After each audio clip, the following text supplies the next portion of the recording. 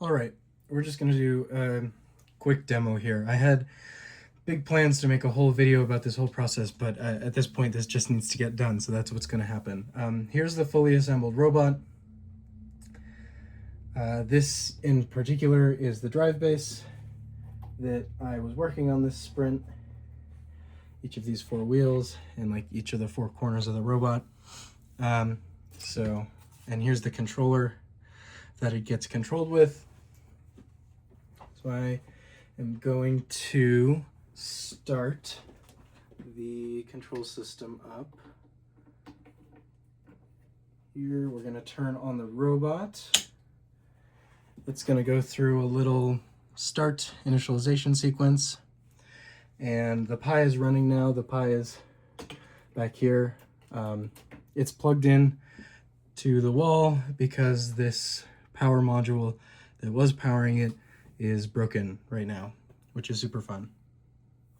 So the motor controllers went through their startup routines. You can see nothing is happening right now. They're all just kind of sitting there. And that's because the Pi is waiting for the controller to connect before it will start running any of the control loops. This is for safety purposes because you can kind of get some garbage movement data going to the motors if the controller isn't connected, and that's pretty dangerous. And obviously you don't want the robot to move when you're not expecting it to move. So I will go ahead and turn on the controller here. It will automatically pair with the Pi, and we should see, yes, the control loops start running. So you saw the wheels jump into their 0 positions, and now when I push on the stick, they start moving, and we can move in any direction. They'll turn to move the robot sideways, which is great. And I'm sure you could imagine if the robot was on the ground, it would be zooming around all crazy like.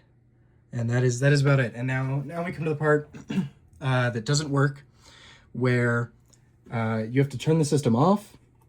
And right now there's no good way to do that. In theory, this button on the controller, if you hold it for about 3 seconds, it should shut everything down, but that doesn't work because the process that's running the robot program does not have super user privileges. And this is bad because you can't just really leave the robot sitting here with the control loops running, because that'll just drain the battery super duper fast.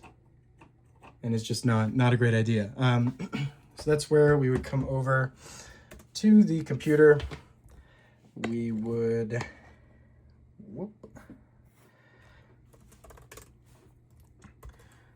go ahead and SSH. This is what I have to do now because there's no other way to do this. Right now the Pi is connected to the home network, so I can access it over my computer, and I can just run the sudo shutdown now command and turn off the Pi.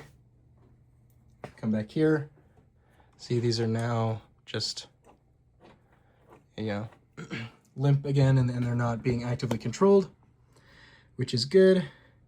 And that means that we can safely turn off the power to the robot, and we won't risk corrupting any data on the Pi. That's about it.